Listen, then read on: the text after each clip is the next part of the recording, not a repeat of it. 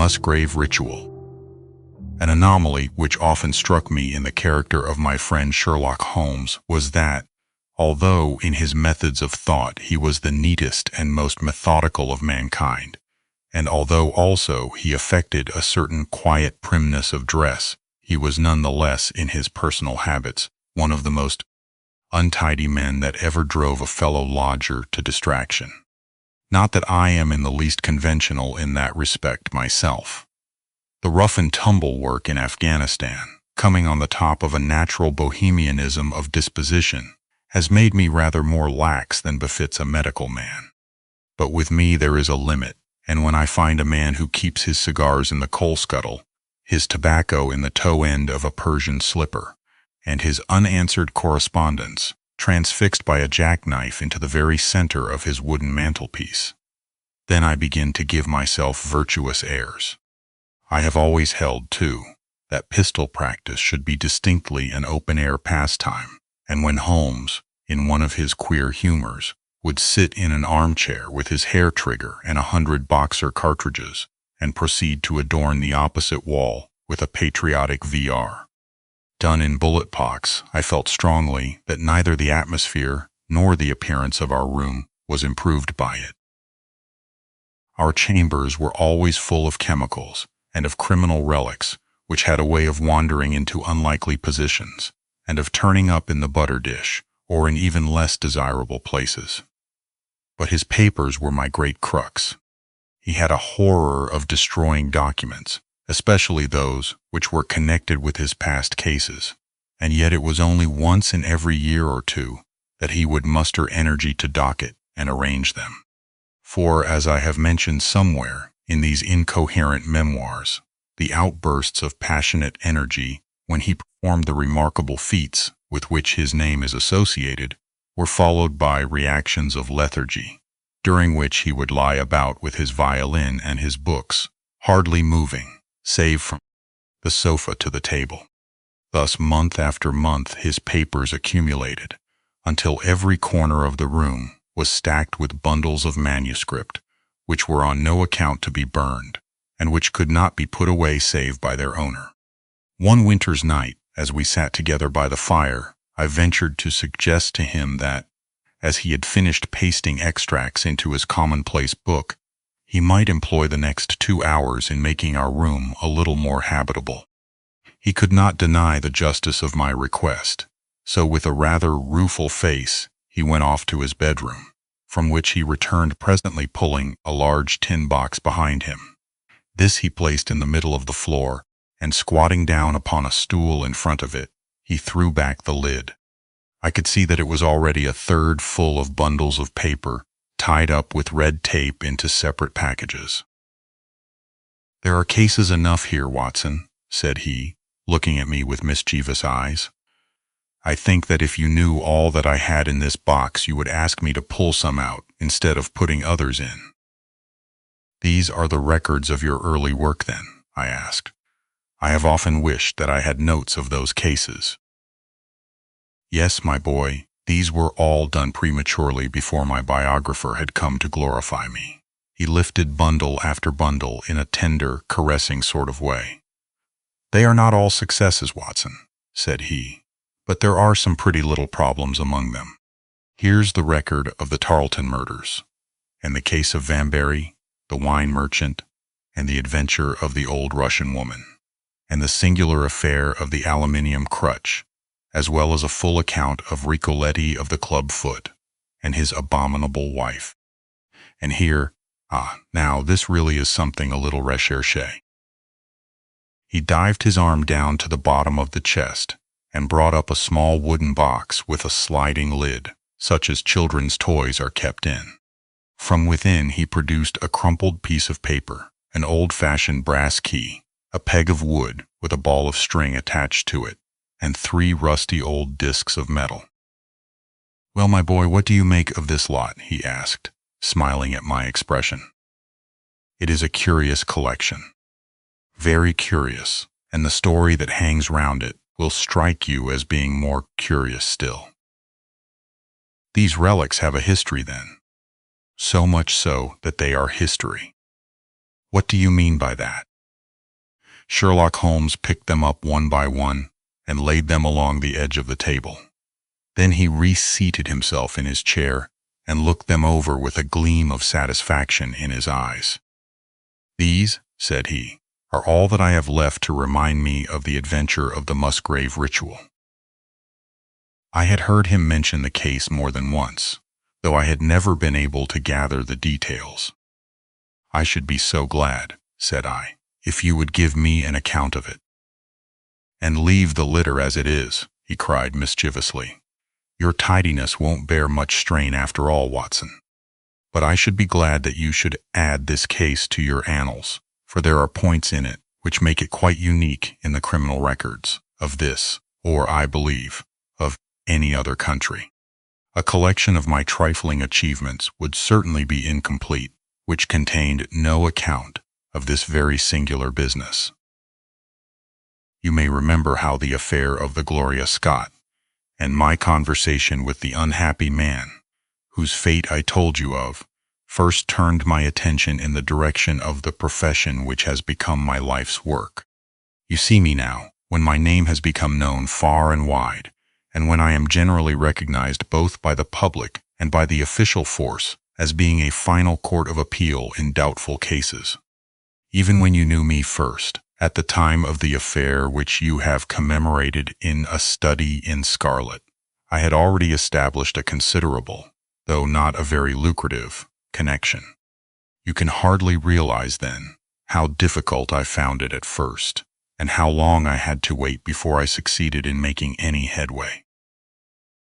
When I first came up to London, I had rooms in Montague Street, just round the corner from the British Museum, and there I waited, filling in my too abundant leisure time by studying all those branches of science which might make me more efficient. Now and again, cases came in my way, principally through the introduction of old fellow students, for during my last years at the university, there was a good deal of talk there about myself and my methods. The third of these cases was that of the Musgrave ritual, and it is to the interest which was aroused by that singular chain of events, and the large issues which proved to be at stake, that I trace my first stride towards the position which I now hold. Reginald Musgrave had been in the same college as myself, and I had some slight acquaintance with him. He was not generally popular among the undergraduates, though it always seemed to me that what was set down as pride was really an attempt to cover extreme natural diffidence. In appearance, he was a man of exceedingly aristocratic type, thin, high-nosed, and large-eyed, with languid and yet courtly manners. He was indeed a scion of one of the very oldest families in the kingdom, though his branch was a cadet one, which had separated from the northern Musgraves some time in the 16th century, and had established itself in western Sussex, where the manor house of Hurlstone is perhaps the oldest inhabited building in the county. Something of his birthplace seemed to cling to the man, and I never looked at his pale, keen face or the poise of his head without associating him with gray archways and mullioned windows and all the venerable wreckage of a feudal keep. Once or twice we drifted into talk, and I can remember that more than once he expressed a keen interest in my methods of observation and inference. For 4 years I had seen nothing of him until one morning he walked into my room in Montague Street. He had changed little, was dressed like a young man of fashion.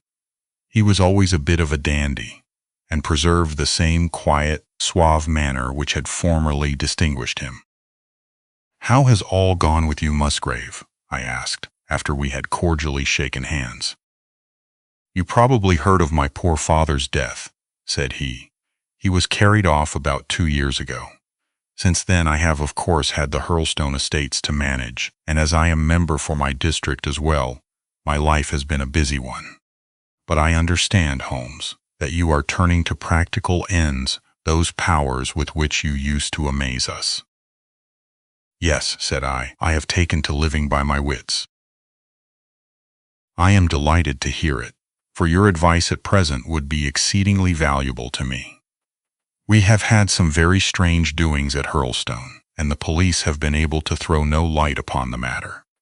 It is really the most extraordinary and inexplicable business. You can imagine with what eagerness I listened to him, Watson, for the very chance for which I had been panting during all those months of inaction seemed to have come within my reach. In my inmost heart, I believed that I could succeed where others failed, and now I had the opportunity to test myself. "Pray, let me have the details," I cried. Reginald Musgrave sat down opposite to me and lit the cigarette which I had pushed towards him. "You must know," said he, "that though I am a bachelor, I have to keep up a considerable staff of servants at Hurlstone, for it is a rambling old place and takes a good deal of looking after. I preserve too, and in the pheasant months I usually have a house party, so that it would not do to be short-handed. Altogether there are 8 maids, the cook, the butler, 2 footmen, and a boy. The garden and the stables, of course, have a separate staff. Of these servants, the one who had been longest in our service was Brunton the butler. He was a young schoolmaster out of place when he was first taken up by my father, but he was a man of great energy and character, and he soon became quite invaluable in the household. He was a well-grown, handsome man, with a splendid forehead, and though he has been with us for 20 years, he cannot be more than 40 now. With his personal advantages and his extraordinary gifts, for he can speak several languages and play nearly every musical instrument, it is wonderful that he should have been satisfied so long in such a position, but I suppose that he was comfortable and lacked energy to make any change. The butler of Hurlstone is always a thing that is remembered by all who visit us. But this paragon has one fault. He is a bit of a Don Juan, and you can imagine that for a man like him, it is not a very difficult part to play in a quiet country district. When he was married, it was all right, but since he has been a widower, we have had no end of trouble with him. A few months ago, we were in hopes that he was about to settle down again, for he became engaged to Rachel Howells, our second housemaid, but he has thrown her over since then and taken up with Janet Tregellis, the daughter of the head gamekeeper. Rachel, who is a very good girl, but of an excitable Welsh temperament, had a sharp touch of brain fever and goes about the house now, or did until yesterday, like a black-eyed shadow of her former self. That was our first drama at Hurlstone, but a second one came to drive it from our minds, and it was prefaced by the disgrace and dismissal of butler Brunton. This was how it came about.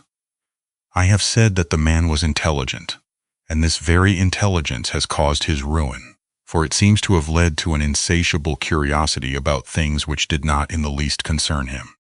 I had no idea of the lengths to which this would carry him, until the merest accident opened my eyes to it. I have said that the house is a rambling one. One day last week, on Thursday night, to be more exact, I found that I could not sleep, having foolishly taken a cup of strong café noir after my dinner. After struggling against it until 2 in the morning, I felt that it was quite hopeless, so I rose and lit the candle with the intention of continuing a novel which I was reading. The book, however, had been left in the billiard room, so I pulled on my dressing gown and started off to get it. In order to reach the billiard room, I had to descend a flight of stairs and then to cross the head of a passage which led to the library and the gun room. You can imagine my surprise when, as I looked down this corridor, I saw a glimmer of light coming from the open door of the library.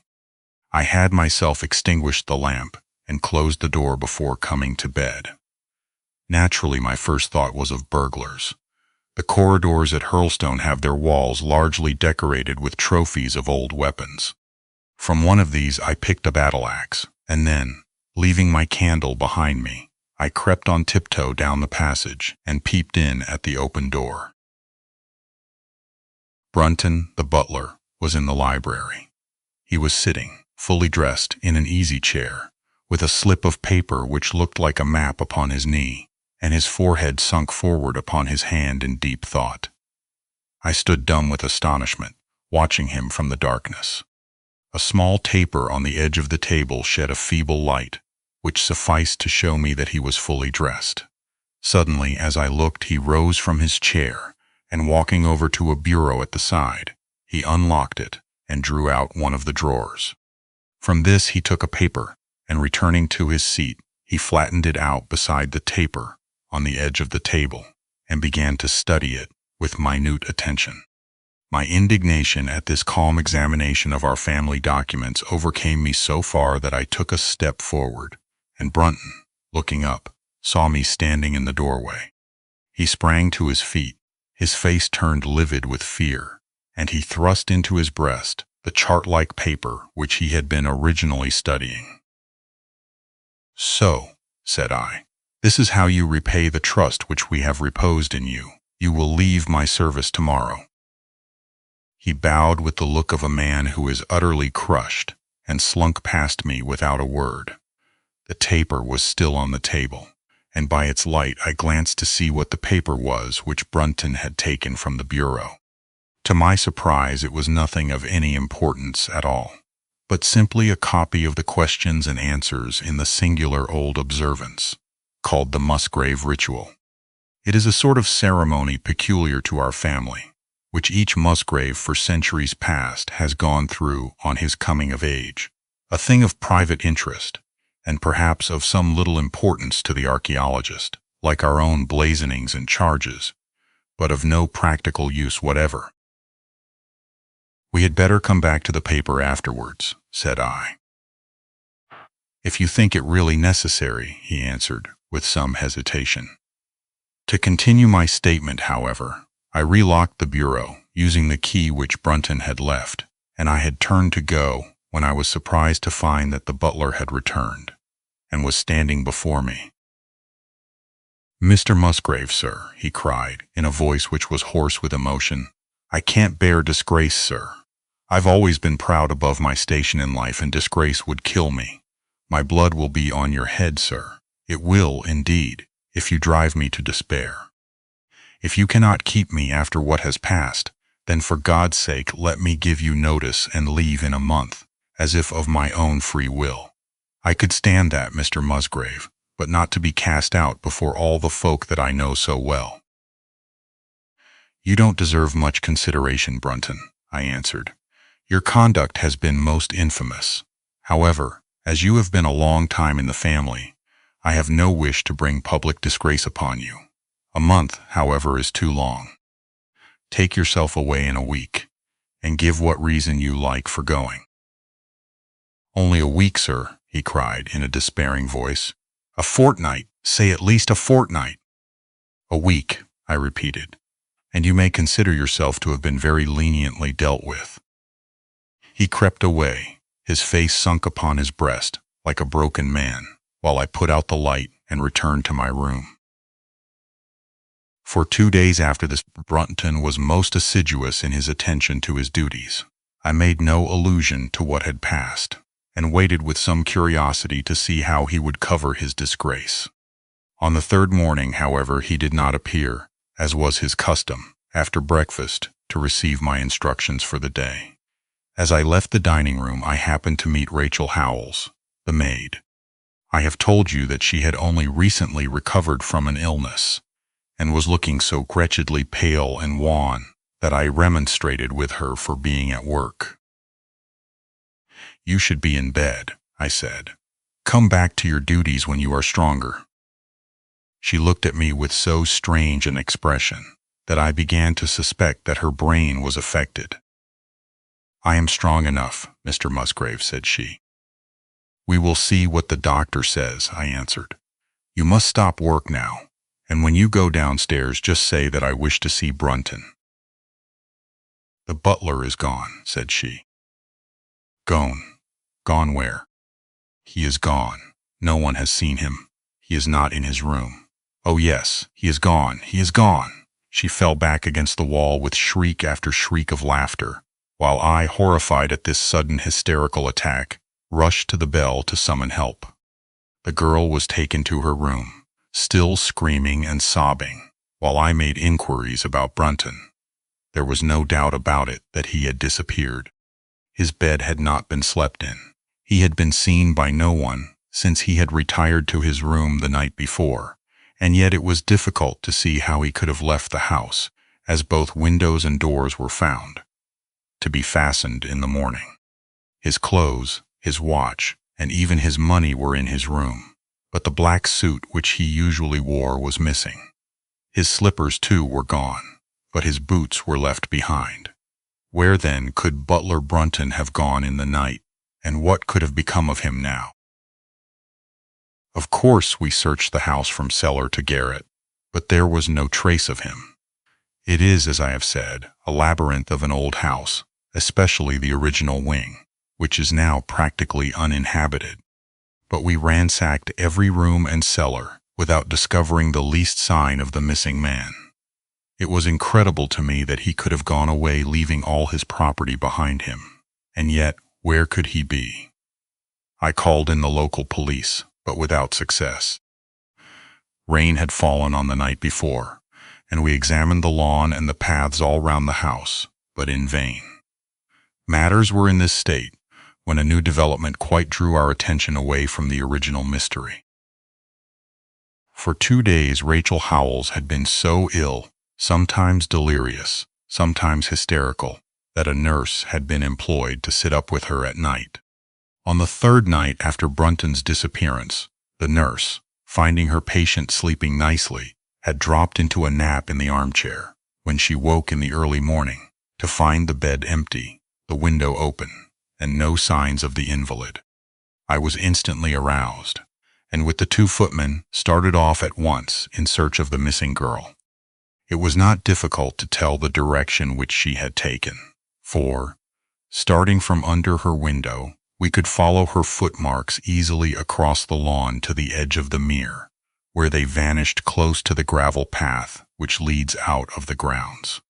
The lake there is 8 feet deep, and you can imagine our feelings when we saw that the trail of the poor demented girl came to an end at the edge of it. Of course, we had the drags at once, and set to work to recover the remains, but no trace of the body could we find.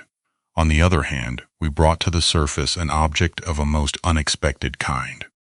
It was a linen bag which contained within it a mass of old, rusted, and discolored metal, and several dull-colored pieces of pebble or glass. This strange find was all that we could get from the mere, and, although we made every possible search and inquiry yesterday, we know nothing of the fate either of Rachel Howells or of Richard Brunton. The county police are at their wits' end, and I have come up to you as a last resource. You can imagine, Watson, with what eagerness I listened to this extraordinary sequence of events and endeavored to piece them together and to devise some common thread upon which they might all hang. The butler was gone. The maid was gone. The maid had loved the butler, but had afterwards had cause to hate him. She was of Welsh blood, fiery and passionate. She had been terribly excited immediately after his disappearance. She had flung into the lake a bag containing some curious contents. These were all factors which had to be taken into consideration, and yet none of them got quite to the heart of the matter. What was the starting point of this chain of events? There lay the end of this tangled line. "I must see that paper, Musgrave," said I, "which this butler of yours thought it worth his while to consult, even at the risk of the loss of his place." "It is rather an absurd business, this ritual of ours," he answered, "but it has at least the saving grace of antiquity to excuse it. I have a copy of the questions and answers here if you care to run your eye over them."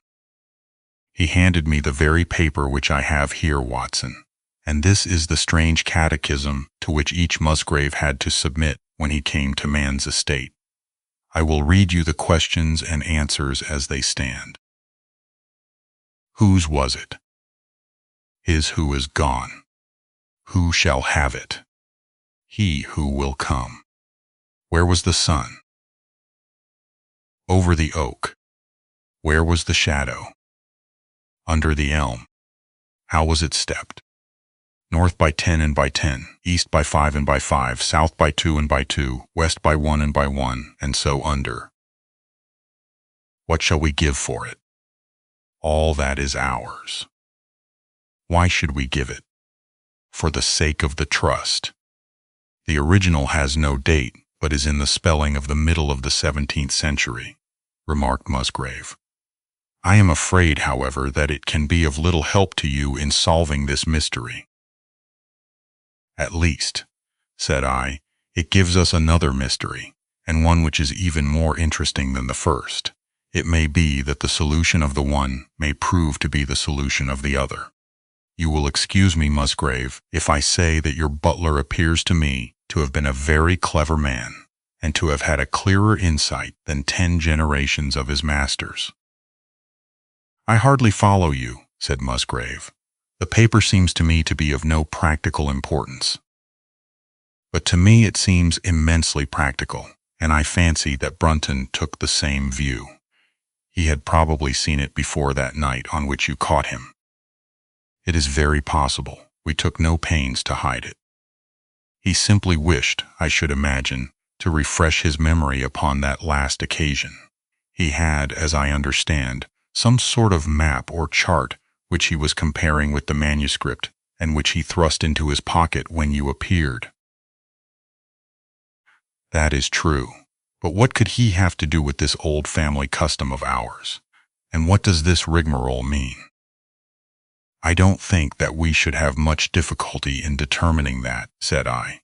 With your permission, we will take the first train down to Sussex, and go a little more deeply into the matter upon the spot. The same afternoon saw us both at Hurlstone. Possibly you have seen pictures and read descriptions of the famous old building, so I will confine my account of it to saying that it is built in the shape of an L, the long arm being the more modern portion, and the shorter the ancient nucleus from which the other had developed. Over the low, heavily linteled door, in the center of this old part, is chiseled the date, 1607. But experts are agreed that the beams and stonework are really much older than this. The enormously thick walls and tiny windows of this part had in the last century driven the family into building the new wing, and the old one was used now as a storehouse and a cellar, when it was used at all. A splendid park with fine old timber surrounds the house, and the lake to which my client had referred lay close to the avenue, about 200 yards from the building.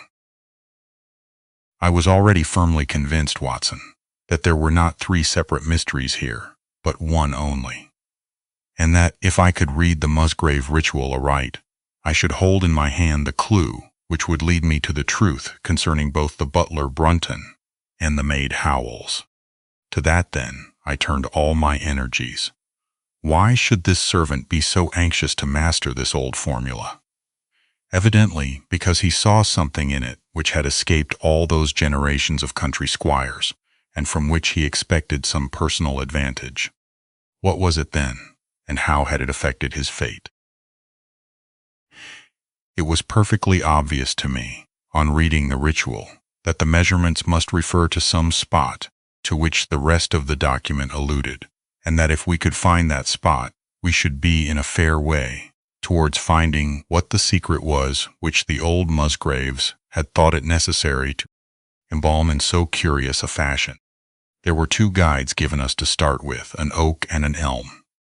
As to the oak, there could be no question at all. Right in front of the house, upon the left-hand side of the drive, there stood a patriarch among oaks, one of the most magnificent trees that I have ever seen. That was there when your ritual was drawn up, said I, as we drove past it. It was there at the Norman Conquest in all probability, he answered. It has a girth of 23 feet. Have you any old elms? I asked. There used to be a very old one over yonder, but it was struck by lightning 10 years ago, and we cut down the stump. You can see where it used to be? Oh, yes. There are no other elms? No old ones, but plenty of beeches. I should like to see where it grew. We had driven up in a dog cart, and my client led me away at once, without our entering the house, to the scar on the lawn where the elm had stood. It was nearly midway between the oak and the house, My investigation seemed to be progressing. "I suppose it is impossible to find out how high the elm was?" I asked. "I can give you it at once. It was 64 feet. "How do you come to know it?" I asked in surprise. "When my old tutor used to give me an exercise in trigonometry, it always took the shape of measuring heights. When I was a lad, I worked out every tree and building in the estate. This was an unexpected piece of luck. My data were coming more quickly than I could have reasonably hoped." "Tell me," I asked, "did your butler ever ask you such a question?" Reginald Musgrave looked at me in astonishment. "Now that you call it to my mind," he answered, "Brunton did ask me about the height of the tree some months ago, in connection with some little argument with the groom." This was excellent news, Watson, for it showed me that I was on the right road. I looked up at the sun. It was low in the heavens, and I calculated that in less than an hour it would lie just above the topmost branches of the old oak. One condition mentioned in the ritual would then be fulfilled, and the shadow of the elm must mean the farther end of the shadow. Otherwise the trunk would have been chosen as the guide. I had then to find where the far end of the shadow would fall, when the sun was just clear of the oak. That must have been difficult, Holmes, when the elm was no longer there. Well, at least I knew that if Brunton could do it, I could also. Besides, there was no real difficulty. I went with Musgrave to his study and whittled myself this peg, to which I tied this long string with a knot at each yard. Then I took 2 lengths of a fishing rod, which came to just 6 feet, and I went back with my client to where the elm had been. The sun was just grazing the top of the oak. I fastened the rod on end, marked out the direction of the shadow, and measured it. It was 9 feet in length. Of course, the calculation now was a simple one. If a rod of 6 feet threw a shadow of 9, a tree of 64 feet would throw one of 96, and the line of the one would of course be the line of the other. I measured out the distance, which brought me almost to the wall of the house, and I thrust a peg into the spot. You can imagine my exultation, Watson, when within 2 inches of my peg I saw a conical depression in the ground. I knew that it was the mark made by Brunton in his measurements, and that I was still upon his trail. From this starting point I proceeded to step, having first taken the cardinal points by my pocket compass. 10 steps with each foot took me along parallel with the wall of the house, and again I marked my spot with a peg. Then I carefully paced off 5 to the east and 2 to the south. It brought me to the very threshold of the old door. 2 steps to the west meant now that I was to go 2 paces down the stone-flagged passage, and this was the place indicated by the ritual. Never have I felt such a cold chill of disappointment, Watson. For a moment it seemed to me that there must be some radical mistake in my calculations. The setting sun shone full upon the passage floor, and I could see that the old, foot-worn gray stones with which it was paved were firmly cemented together, and had certainly not been moved for many a long year. Brunton had not been at work here. I tapped upon the floor, but it sounded the same all over, and there was no sign of any crack or crevice. But fortunately, Musgrave, who had begun to appreciate the meaning of my proceedings, and who was now as excited as myself, took out his manuscript to check my calculation. "And under," he cried. "You have omitted the and under." I had thought that it meant that we were to dig, but now of course I saw at once that I was wrong. "There is a cellar under this then?" I cried. "Yes, and as old as the house. Down here, through this door." We went down a winding stone stair, and my companion, striking a match, lit a large lantern which stood on a barrel in the corner. In an instant it was obvious that we had at last come upon the true place, and that we had not been the only people to visit the spot recently. It had been used for the storage of wood, but the billets, which had evidently been littered over the floor, were now piled at the sides, so as to leave a clear space in the middle. In this space lay a large and heavy flagstone with a rusted iron ring in the center, to which a thick shepherd's check muffler was attached. "By Jove," cried my client, "that's Brunton's muffler. I have seen it on him and could swear to it. What has the villain been doing here?" At my suggestion, a couple of the county police were summoned to be present, and I then endeavored to raise the stone by pulling on the cravat. I could only move it slightly, and it was with the aid of one of the constables that I succeeded at last in carrying it to one side. A black hole yawned beneath, into which we all peered, while Musgrave, kneeling at the side, pushed down the lantern. A small chamber about 7 feet deep and 4 feet square lay open to us. At one side of this was a squat brass-bound wooden box, the lid of which was hinged upwards, with this curious old-fashioned key projecting from the lock. It was furred outside by a thick layer of dust, and damp and worms had eaten through the wood, so that a crop of livid fungi was growing on the inside of it. Several discs of metal, old coins apparently, such as I hold here, were scattered over the bottom of the box, but it contained nothing else. At the moment, however, we had no thought for the old chest, for our eyes were riveted upon that which crouched beside it. It was the figure of a man, clad in a suit of black, who squatted down upon his hams, with his forehead sunk upon the edge of the box, and his 2 arms thrown out on each side of it. The attitude had drawn all the stagnant blood to the face, and no man could have recognized that distorted, liver-colored countenance. But his height, his dress, and his hair were all sufficient to show my client, when we had drawn the body up, that it was indeed his missing butler. He had been dead some days, but there was no wound or bruise upon his person to show how he had met his dreadful end. When his body had been carried from the cellar, we found ourselves still confronted with a problem which was almost as formidable as that with which we had started. I confess that so far, Watson, I had been disappointed in my investigation. I had reckoned upon solving the matter when once I had found the place referred to in the ritual. But now I was there, and was apparently as far as ever from knowing what it was which the family had concealed with such elaborate precautions. It is true that I had thrown a light upon the fate of Brunton, but now I had to ascertain how that fate had come upon him, and what part had been played in the matter by the woman who had disappeared. I sat down upon a keg in the corner and thought the whole matter carefully over.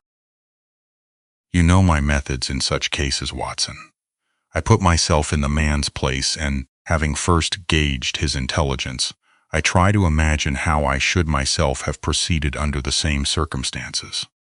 In this case, the matter was simplified by Brunton's intelligence being quite first-rate, so that it was unnecessary to make any allowance for the personal equation, as the astronomers have dubbed it. He knew that something valuable was concealed. He had spotted the place. He found that the stone which covered it was just too heavy for a man to move unaided. What would he do next? He could not get help from outside, even if he had someone whom he could trust, without the unbarring of doors and considerable risk of detection. It was better, if he could, to have his helpmate inside the house. But whom could he ask? This girl had been devoted to him. A man always finds it hard to realize that he may have finally lost a woman's love, however badly he may have treated her. He would try by a few attentions to make his peace with the girl Howells, and then would engage her as his accomplice. Together they would come at night to the cellar, and their united force would suffice to raise the stone. So far I could follow their actions, as if I had actually seen them. But for 2 of them, and one a woman, it must have been heavy work, the raising of that stone. A burly Sussex policeman and I had found it no light job. What would they do to assist them? Probably what I should have done myself. I rose and examined carefully the different billets of wood which were scattered round the floor. Almost at once I came upon what I expected. One piece, about 3 feet in length, had a very marked indentation at one end, while several were flattened at the sides, as if they had been compressed by some considerable weight. Evidently, as they had dragged the stone up, they had thrust the chunks of wood into the chink, until at last, when the opening was large enough to crawl through, they would hold it open by a billet placed lengthwise, which might very well become indented at the lower end, since the whole weight of the stone would press it down on to the edge of this other slab. So far I was still on safe ground. And now how was I to proceed to reconstruct this midnight drama? Clearly, only one could fit into the hole, and that one was Brunton. The girl must have waited above. Brunton then unlocked the box, handed up the contents presumably, since they were not to be found, and then what happened? What smoldering fire of vengeance had suddenly sprung into flame in this passionate Celtic woman's soul when she saw the man who had wronged her perhaps, far more than we suspected, in her power? Was it a chance that the wood had slipped and that the stone had shut Brunton into what had become his sepulchre? Had she only been guilty of silence as to his fate? Or had some sudden blow from her hand dashed the support away and sent the slab crashing down into its place? Be that as it might, I seemed to see that woman's figure still clutching at her treasure trove and flying wildly up the winding stair, with her ears ringing, perhaps, with the muffled screams from behind her, and with the drumming of frenzied hands against the slab of stone which was choking her faithless lover's life out. Here was the secret of her blanched face, her shaken nerves, her peals of hysterical laughter on the next morning. But what had been in the box? What had she done with that? Of course, it must have been the old metal and pebbles which my client had dragged from the mere. She had thrown them in there at the first opportunity to remove the last trace of her crime. For 20 minutes I had sat motionless, thinking the matter out. Musgrave still stood with a very pale face, swinging his lantern and peering down into the hole. "These are coins of Charles I," said he, holding out the few which had been in the box. "You see, we were right in fixing our date for the ritual." "We may find something else of Charles I," I cried, as the probable meaning of the first two questions of the ritual broke suddenly upon me. "Let me see the contents of the bag which you fished from the mere." We ascended to his study, and he laid the debris before me. I could understand his regarding it as of small importance, when I looked at it, for the metal was almost black and the stones lusterless and dull. I rubbed one of them on my sleeve, however, and it glowed afterwards like a spark in the dark hollow of my hand. The metal work was in the form of a double ring, but it had been bent and twisted out of its original shape. "You must bear in mind," said I, "that the royal party made head in England even after the death of the king, and that when they at last fled, they probably left many of their most precious possessions buried behind them, with the intention of returning for them in more peaceful times. My ancestors, Sir Ralph Musgrave, was a prominent cavalier and the right-hand man of Charles II in his wanderings," said my friend. "Ah, indeed," I answered. "Well now, I think that really should give us the last link that we wanted. I must congratulate you on coming into the possession, though in rather a tragic manner, of a relic which is of great intrinsic value, but of even greater importance as an historical curiosity." "What is it then?" he gasped in astonishment. "It is nothing less than the ancient crown of the kings of England."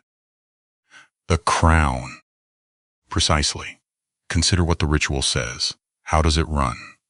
Whose was it? His who is gone. That was after the execution of Charles. Then, who shall have it? He who will come. That was Charles II, whose advent was already foreseen. There can, I think, be no doubt that this battered and shapeless diadem once encircled the brows of the royal Stuarts. And how came it in the pond?